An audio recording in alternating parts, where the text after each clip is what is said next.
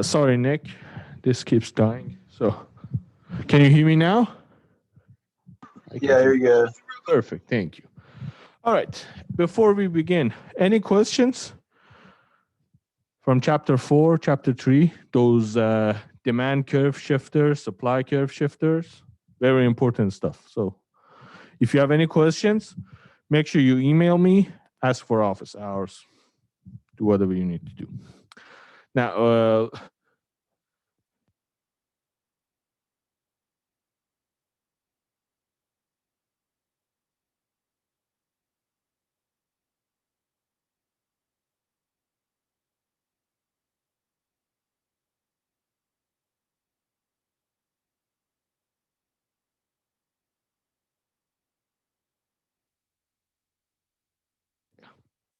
let's consider this situation. You design websites for a local business. You charge $1,200 per website. And currently, you sell 12 websites a month. Your costs are rising.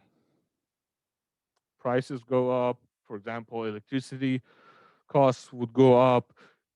Maintenance, technology costs, labor costs would sometimes go up, like especially when unemployment is going down. People now will have more negotiating power, so they won't be easily persuaded to sign a contract with you. They'll want a higher salary. So your costs for different reasons are rising. Now, you consider raising the price of your final product for your customers from $200 to $200.50. The law of demand. What does the law of demand tell us?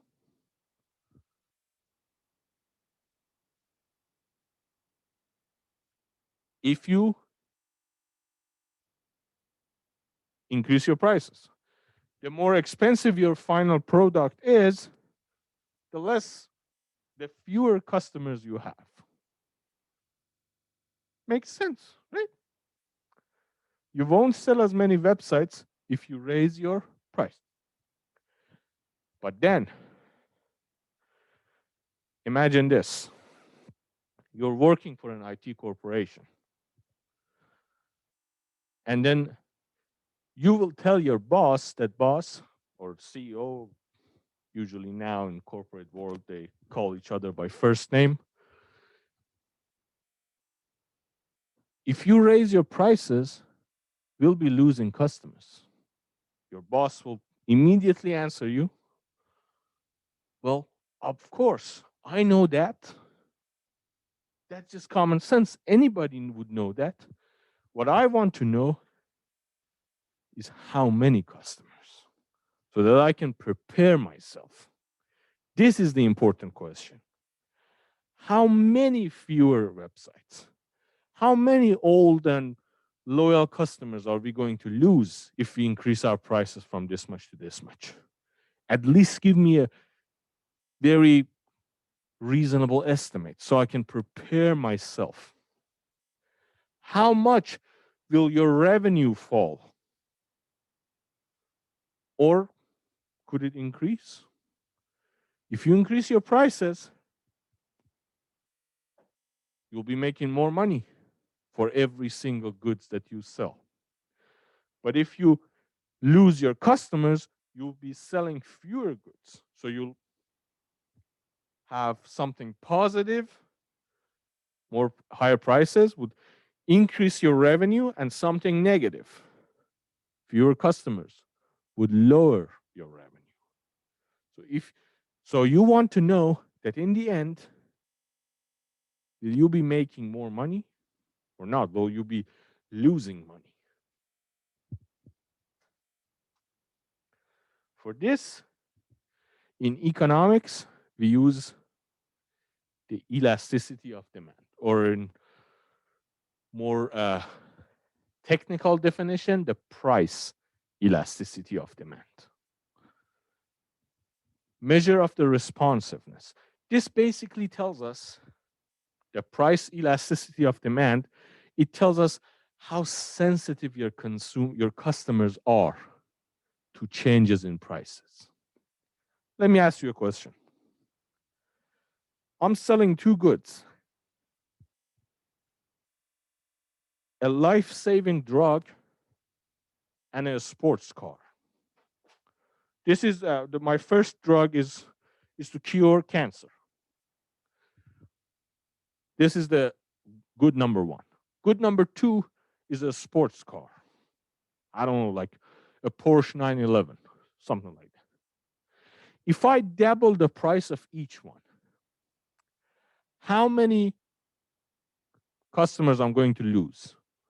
Will I be losing more medicine customers, more people with cancer, or will I be losing more sports car buyers? Which group of customers are more sensitive to changes in price?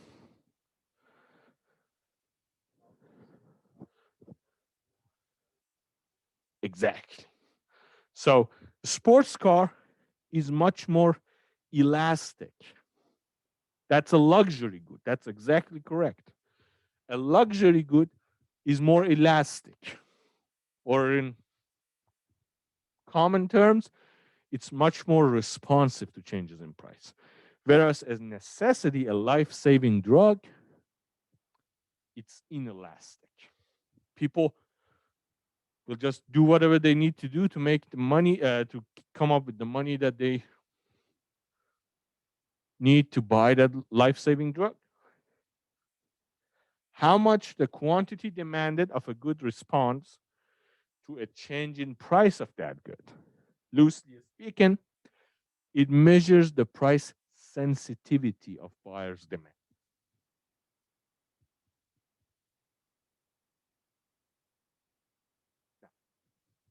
In order to find elasticity,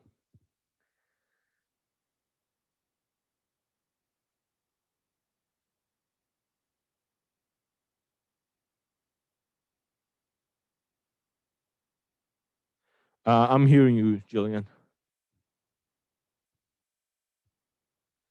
First, you need your demand curve. This is price elasticity of demand. We measure the responsiveness of customers, of consumers to changes in price. There's also a price elasticity of supply. Producers also respond to change in prices.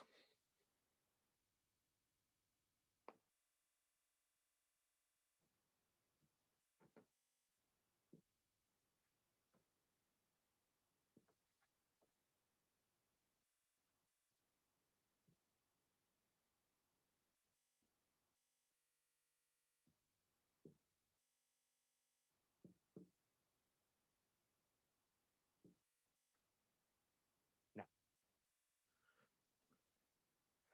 first thing we need, changes in quantity. This is not an absolute change. This is percentage change. We want to know how big a change is relative to the other one. We don't care if it's like 10 million. We care about what percent, because we want to know how big it is compared to the total value.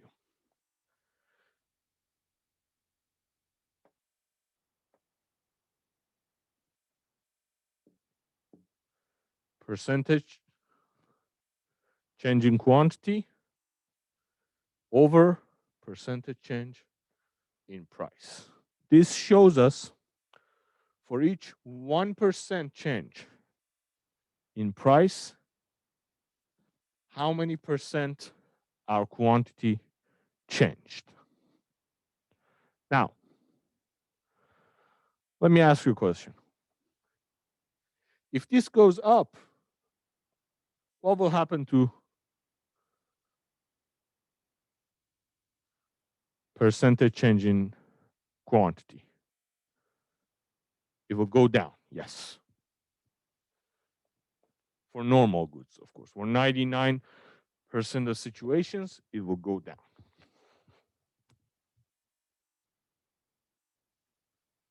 One more time, we want to know how big the change in quantity is compared to change in price. We don't care about the absolute value. We don't want to know this.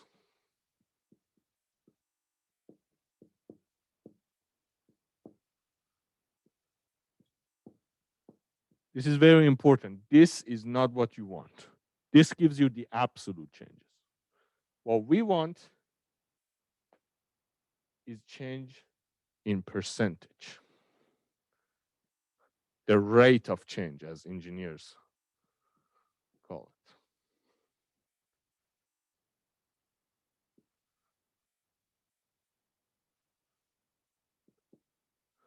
You could multiply each by 100 and it will give you a percentage, but it doesn't matter because the hundreds cancel out.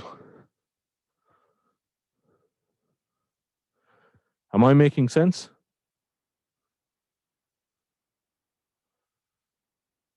So we want to know, loosely speaking, if price changes a lot, will the quantity of demand also change a lot or a tiny bit? That's what these changes in percentages gives us.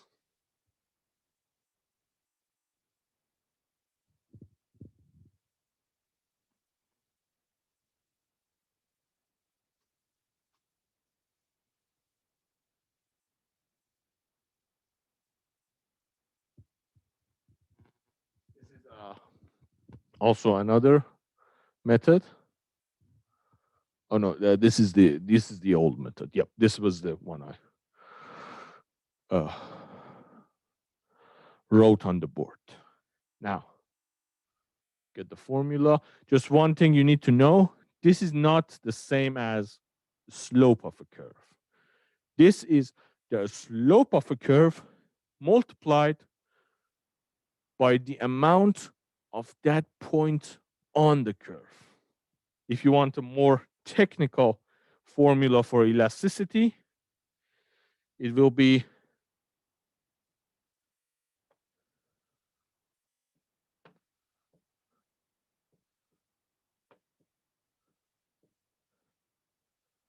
so what matters is not only the slope of the curve, but also what point we are. The elasticity at this point is not equal to the elasticity at this point. Just know this. You don't need to know this. This is for more advanced stuff when you need to do integrals and things like that.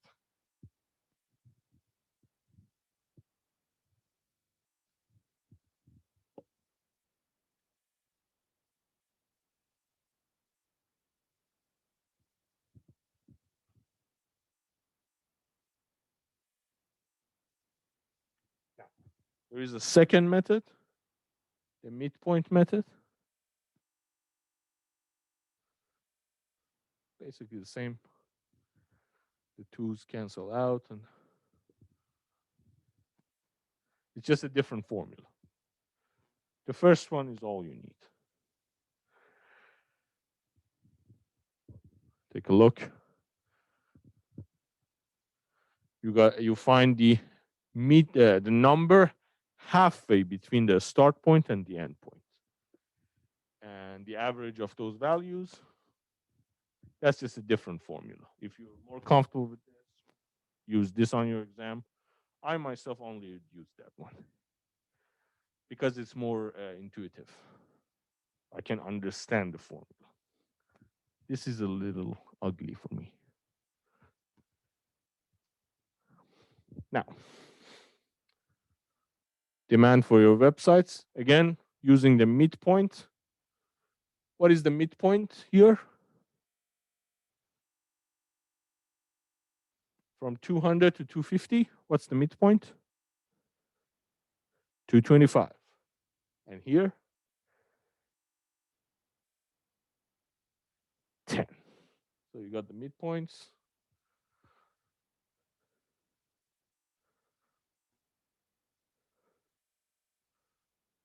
So you got the percentage change here using the midpoint here.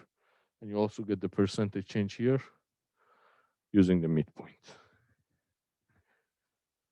Now, use the following information to calculate the price elasticity of demand for iPhones. You got all you need, plus 5 minutes. You can use the midpoint method or any other method that you want. Make sure you do it. Definitely a question on your exam.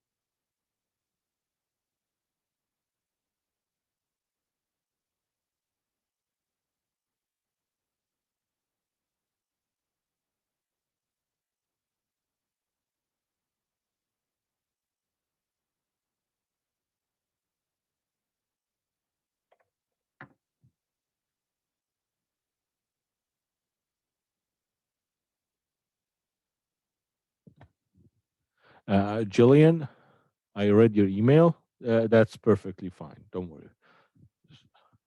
Don't worry about the attendance.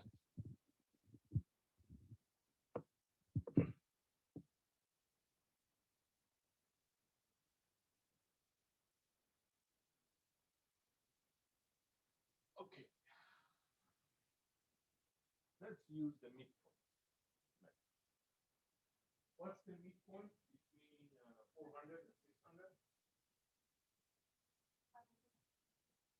500. And what's the midpoint between 10,600 and 8,400? 9,500, right?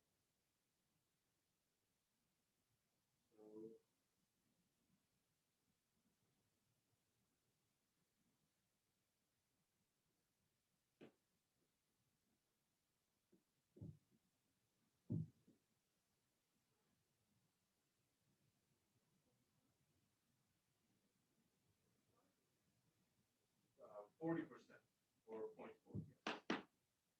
And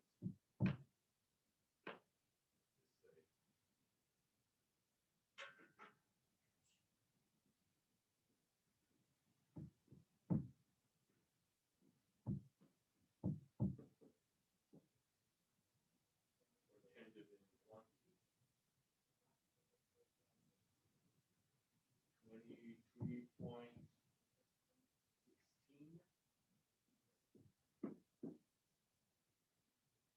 We have something like this. There we go.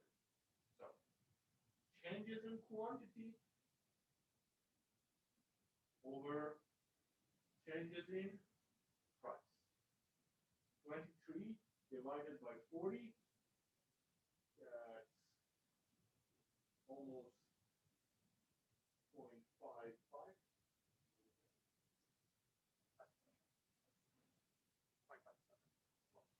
0.57, right? There. We got the same number, right? Perfect. So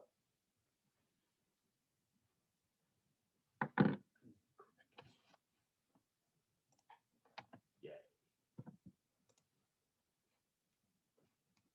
Now remember this.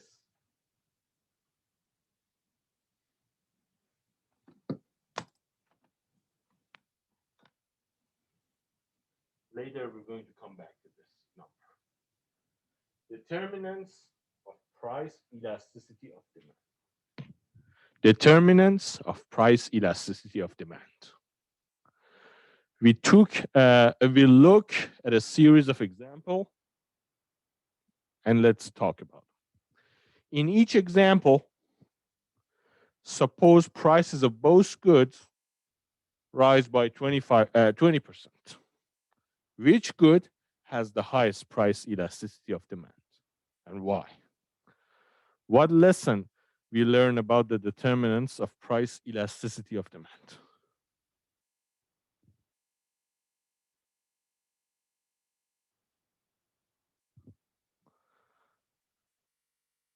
Breakfast cereal versus sunscreen. For which good customers are more sensitive to price?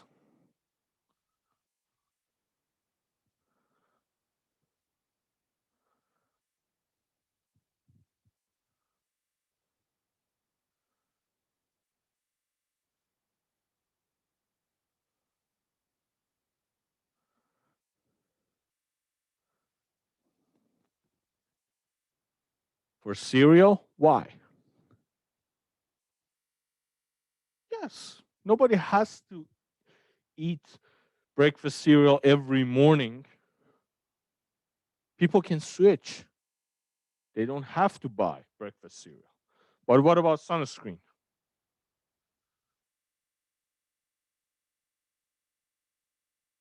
If you're bald like me, you work under the sun, for example, in a construction site or a farm or something, the skin on your head will melt.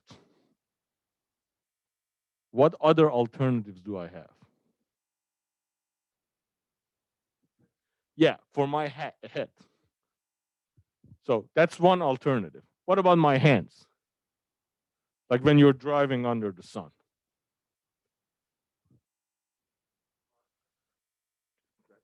That would be a pretty long glove up here all the way. So, but if I ask you what other alternatives are for breakfast cereal, dozens of other options. A consumer, when facing fewer alternatives, is more dependent on that's good. When you are facing something like breakfast cereal, you go to Walmart, to Walgreens, to Food Lion, anywhere.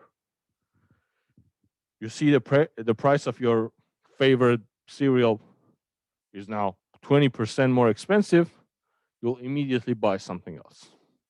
You go buy some cheese or eggs and bacon or whatever. You'll switch. But if you want to go on a vacation to Florida, or you have to drive under the sun, or you're a farmer, you have to work under the sun, or a construction worker, you really need sunscreen. There are not many other alternatives unless like a cap. That's it. So your hands are tied. Breakfast cereal has close substitutes, so buyers can easily switch. Sunscreen has no close substitutes, so a price increase would not affect demand very much. Price elasticity is higher, substitutes are available. Now, a specific blue jeans or just clothings in general.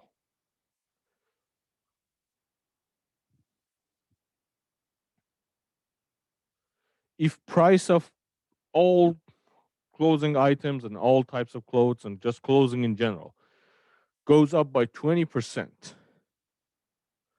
versus the price of only blue jeans go up by 20%, which one will cause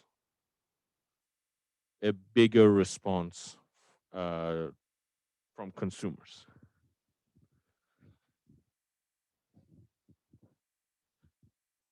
Blue jeans. Why?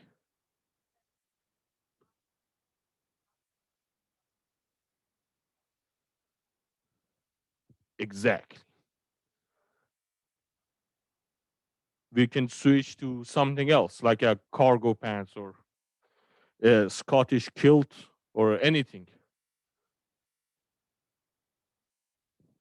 What? Ah, yeah, you can always share your answers.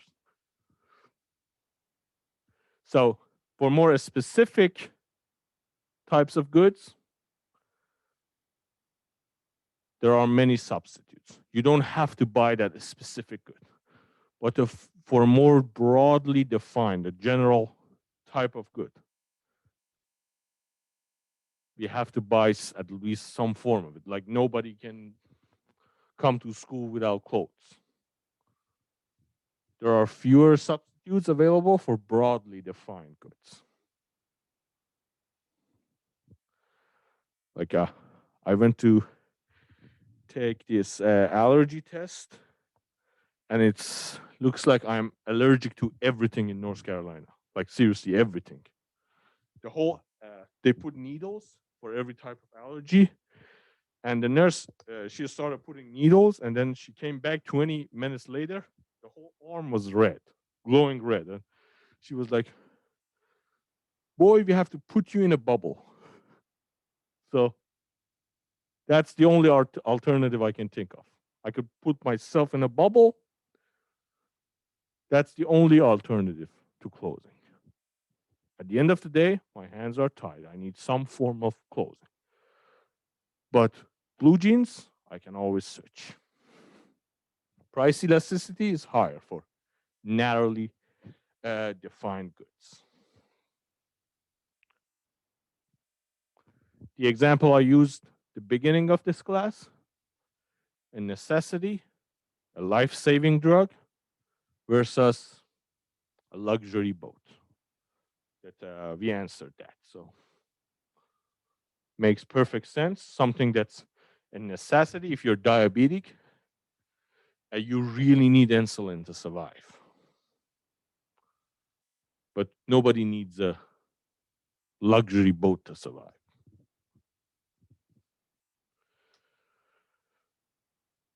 So, very important here. Gasoline in the short run versus gasoline in the long run. If the price of gas goes up by 20%, does quantity of demand drop more in the short run or in the long run? Long run. Why?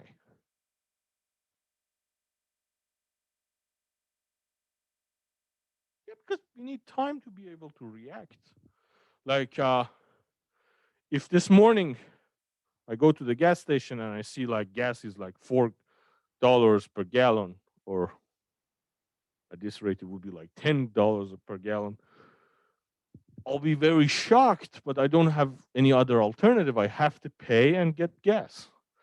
But as soon as I go home, I'll start looking for cheaper electric cars, public transportation, any other alternative that could get me out of this situation. The more time you have, the more you can maneuver. You need time to be able to plan, to think. In strategic management, I think they call it OOTD. That's a decision-making process. So, first one is observe. You observe an event. Then you think about that event, how to react to it. Then you come up with a plan to react to that event, good or bad. It could be an opportunity, which is a good event, or a threat, which is a bad event. But you need to react nonetheless. A rational person first sees the event, then thinks, okay, how am I going to react to this event? Plans, uses all the available tools, come up with a plan. Third, you have your plan, you finalize your plan, and fourth, you execute that plan. It all takes time. In fact, in business, they always say, who said that? Really bad with names. The fast eats the slow. They say it used to be the strong eats the weak, but now the fast eats the slow. The faster you can react, the better you are in business. The first one who can plan and observe and take all those decisions and react will win. Because all these shocks, you need time to adjust. You need time to respond. In the long run, everybody is more elastic, because in the long run, no matter how inefficient we are, we can come up with some plan to get out of paying this higher price. But in the short run, our hands are tied. This is very important. Very important. It applies to countries, to businesses, to people on every level of decision making. For example, oil-rich countries like Iran, around 15 years ago, gas prices started going up. And everybody was happy. They were like, yes, this is the new world. We're going to be king of the world now, from now on. All the economists were saying, don't take this for granted. People will react to this. And you're just pessimistic. We're all going to be successful. We're all going to be rich. we're all going to be happy to the end of time because the world needs oil. Some countries like Venezuela even act on this. They started investing these huge amounts of money in projects that they didn't even have the money for, but they were hoping that they're going to get money later and later. But then imagine you are the American government. You're looking at the numbers and you see you're losing all this money. You'll immediately start to react. After some time, the shale technology was developed. Countries which didn't have that much oil before developed this technology that enabled them to dig so deep into the ground that they can get oil. And now they're oil exporters. Like United States is actually, I think, the number one oil producer in the world right now. I'm not sure about now, but like 2 years ago, United States was an oil exporter. They were actually not only could satisfy their domestic market, they could actually sell it to foreign countries as well. All because of time and that period when oil prices hit $120 per barrel. They had to react and they had time. In the short run, they lost a lot of money, but in the long run, they got out of that uh, situation when they had to pay for the expensive foreign oil and they started producing domestic oil. Price elasticity is always higher in the long run because we have time to react, think, come up with a new plan. Now, I ask you to remember that number that we got from that example, 0.58, 0.58. If the price elasticity of demand is bigger than 1, we say the good is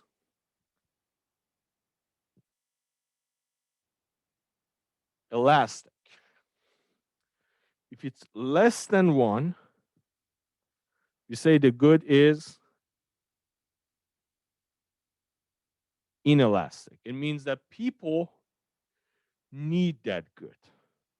They are not as much responsive to changes in price.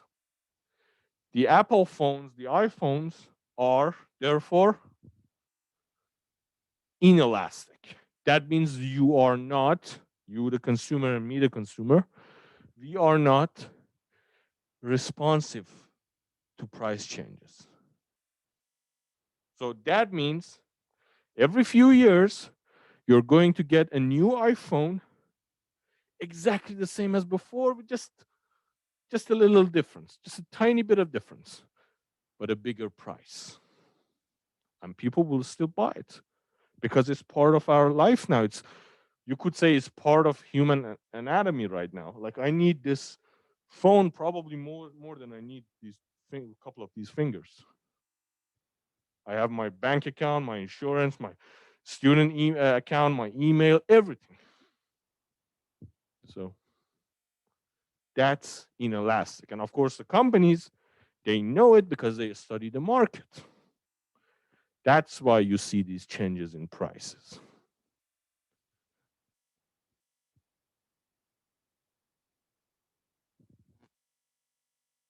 Now, there are some extreme values here.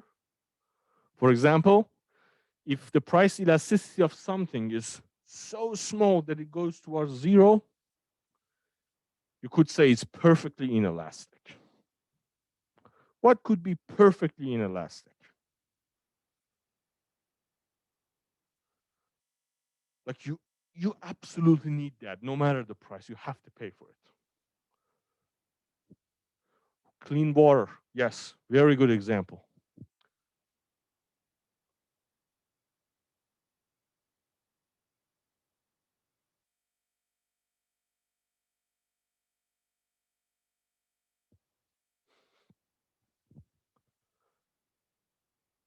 medicine. You could say some really life-saving medicine. I mean, the person would just have to, like, if the budget allows it, no matter what the price, the person would pay for it. So, environmental goods, natural capital, they're very inelastic. That's the argument. Right now, I don't like to use this term, but I cannot think of a more appropriate name. The green economists, those economists who believe that governments need to get more active in defending the environment, they argue that the environment is perfectly, almost perfectly inelastic. Like, you need to keep something for the future generation. Like, no matter how much money you make from working on the land right now and getting resources from the nature, the future generation needs to be able to drink clean water, to breathe fresh air. So that's why many economists right now are advocating that governments, they need to do something. They need to start uh, investing funds in protecting the environment. They need to start investing more in research. They need to do something to protect and maintain an environment for the future generations. Perfectly inelastic. Healthcare. Again, some I would say like left-wing economists. I don't know if that's an appropriate name. They argue, for example, Stiglitz from the World Bank, they argue that because of the nature of pharmaceuticals and healthcare, the government takeover here is not that inefficient. Because these companies, these healthcare providers, they know that their consumers are fighting a downhill battle. They need them. So they'll be not that kind. And I can't, like, I used to disagree with them. Like, no, government is just bad in everything. But then I had to go to the doctor here. And as soon as I came back, it's like, yep, government healthcare, please. That's just like one experience with a doctor. I was like, yep, state sponsored healthcare. I don't care about the economic books. I'm not going back there again if the government is not coming with me. Because of the inelastic nature. Of course, there are many arguments. Like, don't take my word for the final argument. It's a never ending battle, constant arguments. But one argument says, because of the inelastic nature of healthcare, people need to be backed by the government.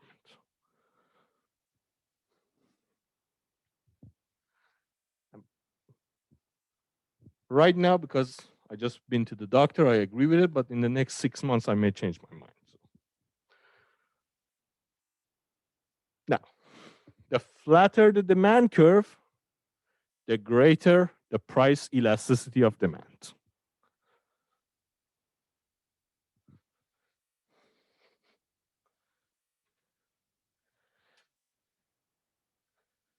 The flatter the demand curve, that means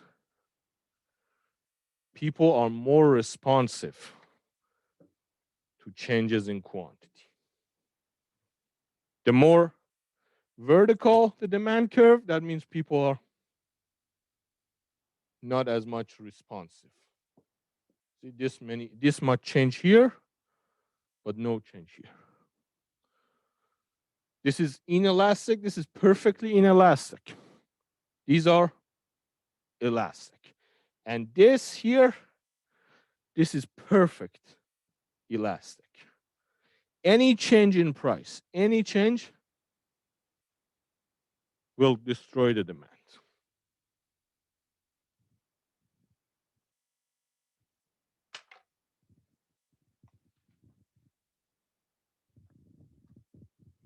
inelastic.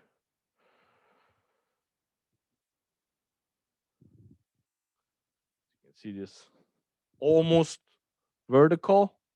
This is inelastic. Almost flat, elastic, and perfect elastic, which is completely flat. Now, there is one case which is called unit elasticity. This doesn't really much means anything. It's just elasticity is equal to 1. And that just means for every amount of change in price, quantity will change exactly by that. For example, if price changes by 20%, quantity of demand will change exactly by 20%. That's just the one way of one form of demand curves. Now, let's talk about these. These are a few examples. For example, eggs. As you can see, eggs, almost zero, almost perfectly inelastic. Why?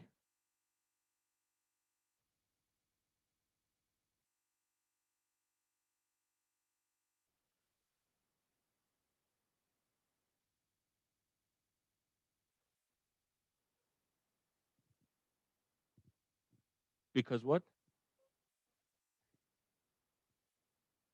Yes. Eggs are just a part of everybody's diet, no matter your income, no matter your culture. I would say vegans probably don't eat eggs. Maybe, I'm not sure. They don't? Yep, more eggs for us. So everyone else would eat eggs. That's just a part of everybody's diet.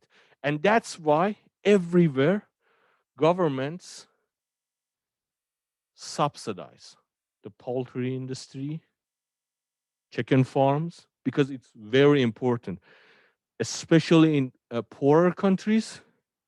If the price of eggs go up, people are not going to be very happy.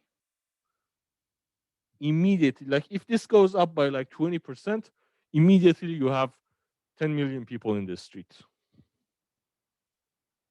And no one likes that. So, almost perfectly inelastic because it's a necessity. Everybody eats it. Healthcare, again, very small, almost zero. Cigarettes, 0.4. Why? It's addictive. You, it's like it releases nicotine, which is a hormone, and you need that hormone. If you don't have enough of that hormone in your system, you're going to not feel well. So that addictive chemical makes you need that product. Therefore, inelastic. You need it no matter what. Drugs, inelastic. Rice, again, very important part of our diet, everybody's diet, especially in Asia.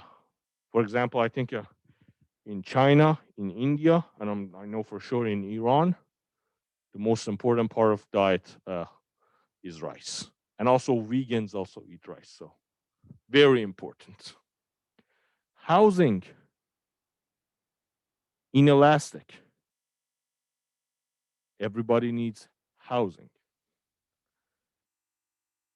Now, beef, the situation changes. It's now elastic. Because beef,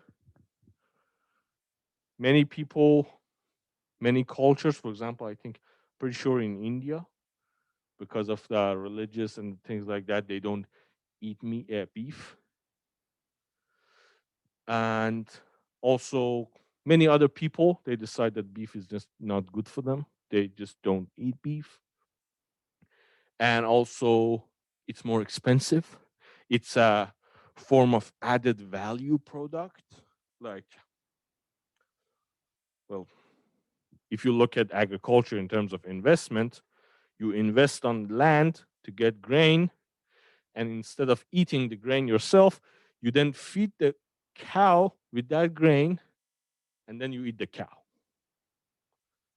This process is longer, therefore beef is always more expensive than just agriculture, just the grain.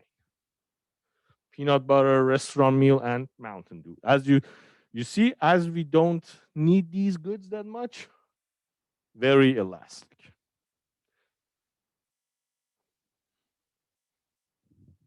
And this we talked about, the slope of a linear curve is constant, but the elasticity is not constant. It changes depending on where you are.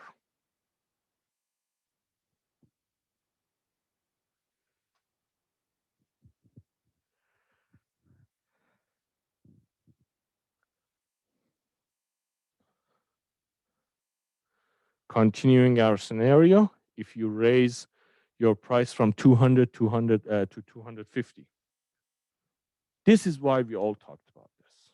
All this discussion, at the end of the day, we want to make money from it. We want to increase our revenues when we change our prices. We don't want to scare away all our customers and then lose money. We want to make more money. Total revenue always equals price multiplied by quantity. The number of goods you sold multiplied by the price of that good. Price multiplied by quantity. A price increase has two effects on revenue, as we talked about. One is a positive effect. The higher the price, the more money you'll make.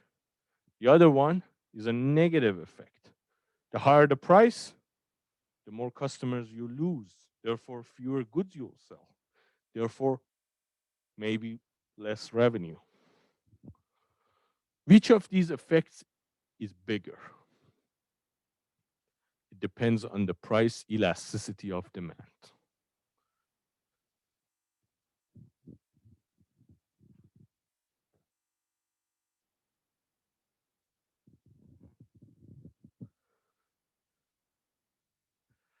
Price elasticity and total revenue.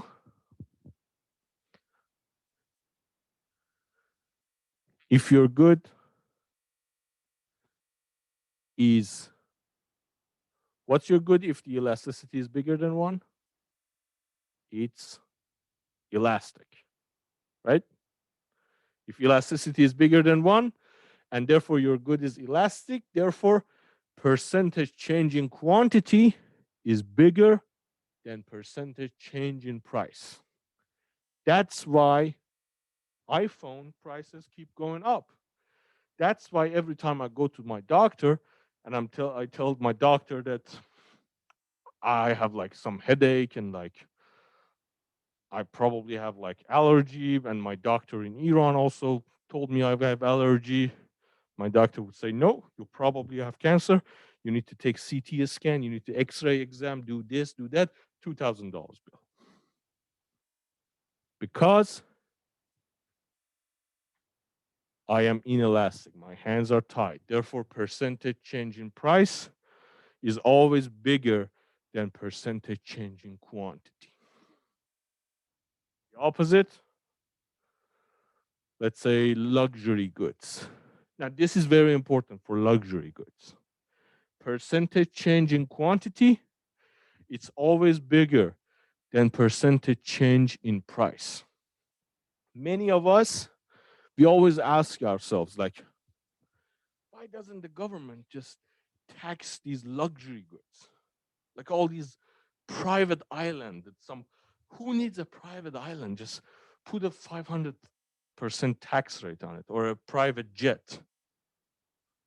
If you can afford a private jet, you can afford to pay a lot more taxes for it.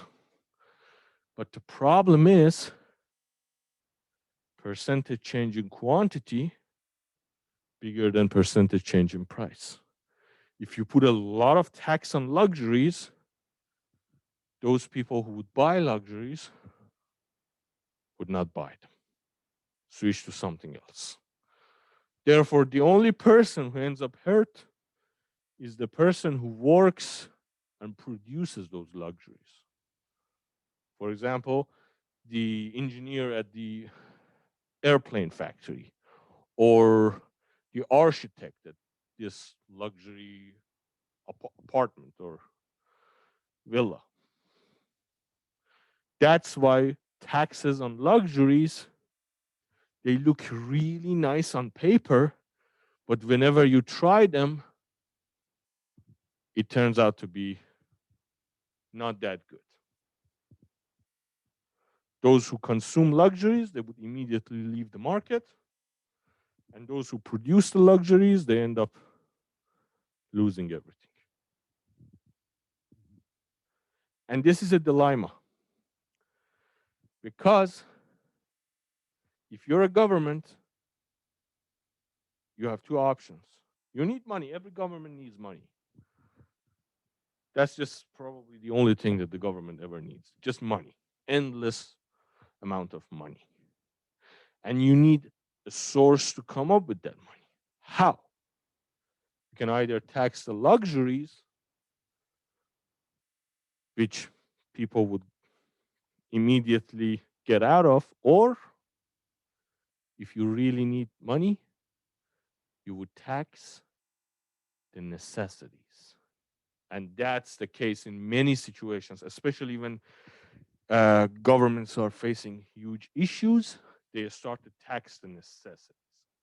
Because no matter how much tax you put on them, people will have to buy them. We'll come back to this later when we're talking about taxation. For now, make sure you understand this. Very important. This is like definitely on your midterm exam. Very important. It's also something that not easily grasped by common sense. So it's a little more technical than other things like law of demand. Like everybody would understand it. If you increase the price of something, customers will disappear. But elasticity, not that easy. Very important.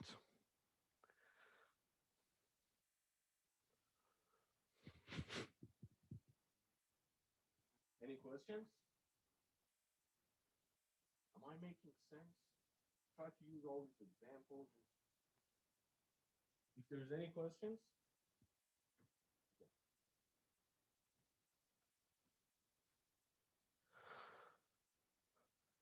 now this is like in economics we call this welfare analysis. We're going to come back to this, the whole welfare thing. But for now, you can see that the green part, because we increased prices, this much revenue was added. But the blue part is because people stopped consuming from 12 to 8. All this blue part, which used to exist, before that we had all this revenue. Remember, revenue, price multiplied by quantity. Our price used to be 200, our quantity 12.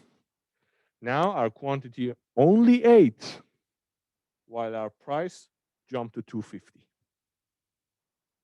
So now we have more revenues from bigger prices. This green, light green thing, and the light blue or pink rectangle, this represents how much revenue we lost. Tell me, which one is bigger? The pink one or the light green one?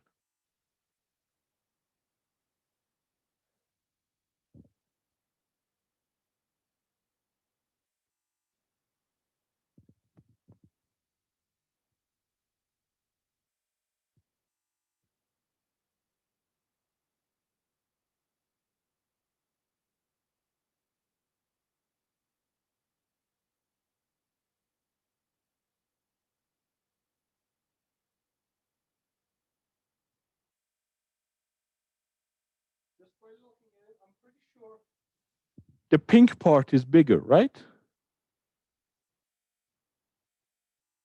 Right? So that means after we increased our prices, we lost more revenues. We're not doing good. This is not something we should do.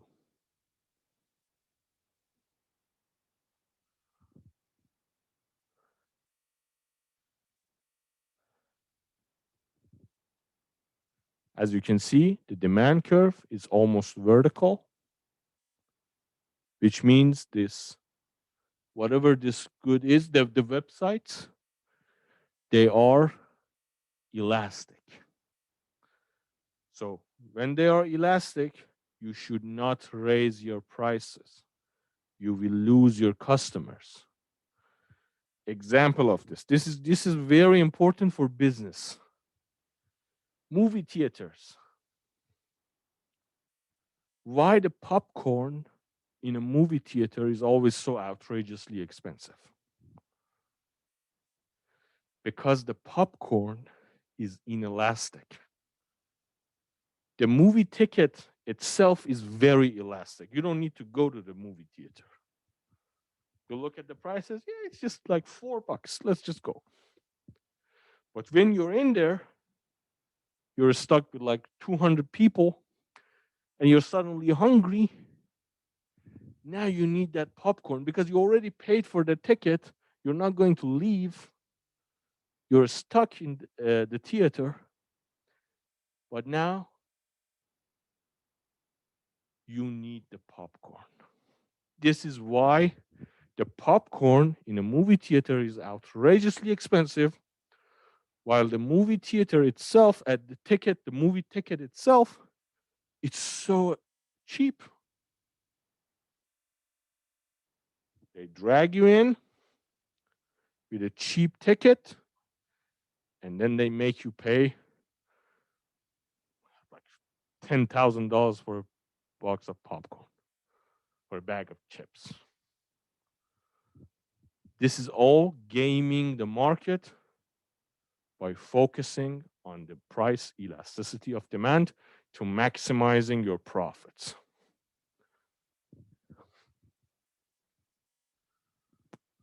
So when demand is elastic, like this situation here, a price increase causes revenue to fall. Another example, hotel rooms. They're so cheap. They're like always fighting each other to create this cheaper prices, cheaper options to attract people. When you come in, you open the mini bar, it's like $50 million for like a bottle of water. Again, using price elasticity to maximize the revenue.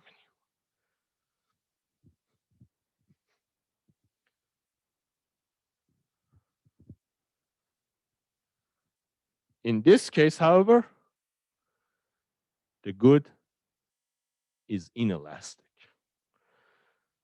When we increase prices, instead of losing 4 customers from 12 to 8, like we did before, now we only lose 2 customers. So this pink rectangle here is how much money we lost. The light green rectangle is how much money we got. And this is obviously bigger than this. Therefore, we lost a little, we gained a lot, and overall, we made more revenues. Remember, revenues are only profits after you deduct your costs from them. When demand is inelastic, a price increase causes revenue to rise. So, when you're facing an elastic market, you should increase your prices as much as you can.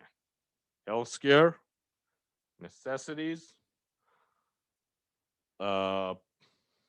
goods without substitutions, just increase prices, increase prices. I'm not evil, I'm just teaching economics. This is the science, not my fault. The rational choice is to just increase the prices as much as you can. But when you're facing an inelastic market, an elastic market, never increase your prices because your customers, they'll disappear.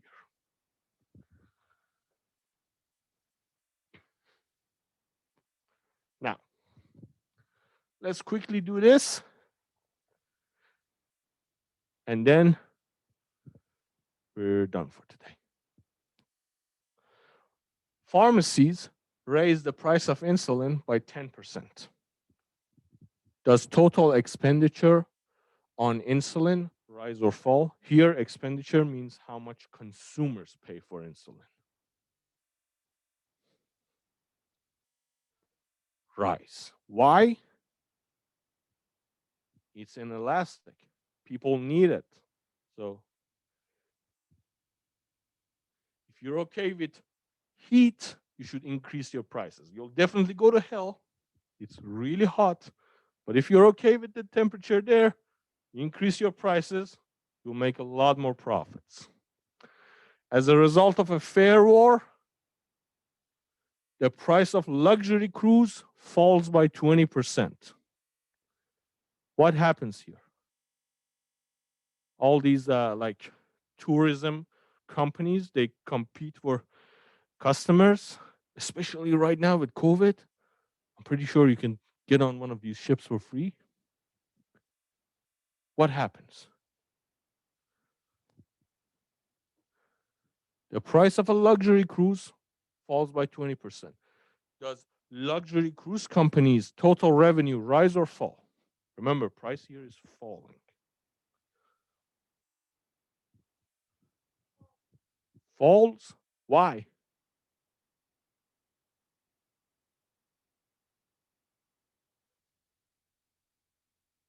It's elastic, yes. But here the price is falling. It's falling by 20%. So you're giving a much lower price to your customers. So now your revenue will go up because now I was like, yeah, I could do like a trip to the Caribbean islands or something like that. Now I look at this, it's now much cheaper. Start packing. We're going to, I don't know, Bermuda. People will flood. If you lower your price by 20%, the quantity of demand will increase by more than 20%. Therefore, your total revenues would fall. Would go up. Therefore, if you're selling an elastic good, you need to lower your prices as much as possible, as much as you're not selling it below your marginal cost, like the money you spent on making that thing. Go ahead. Question.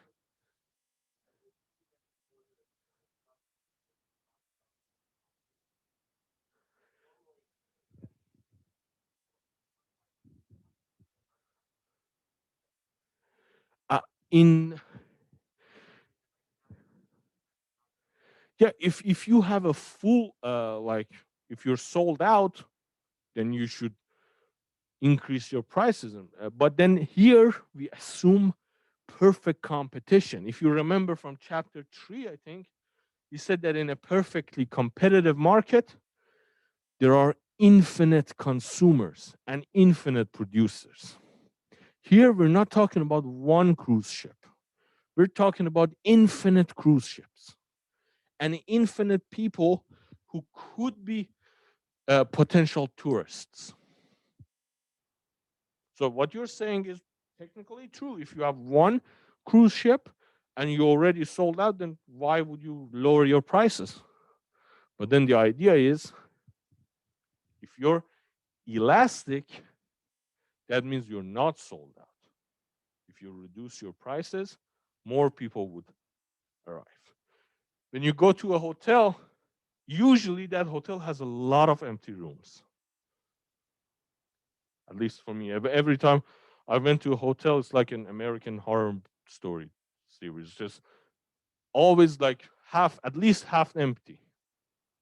Why? Because of because of the elastic nature.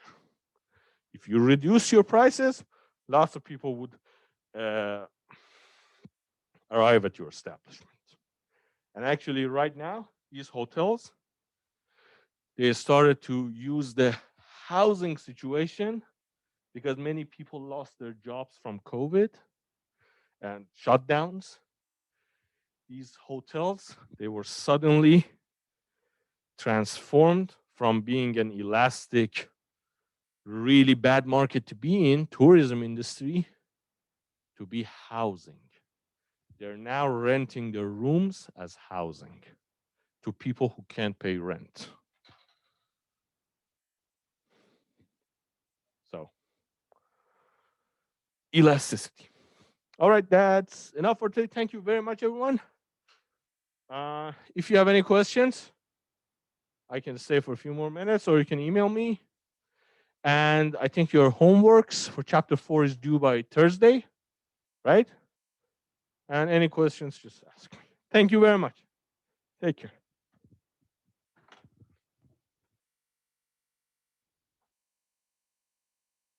Exam 1 is after we finish chapter 9. I could move it a little forward because we're not going as fast as because of all the hybrid stuff.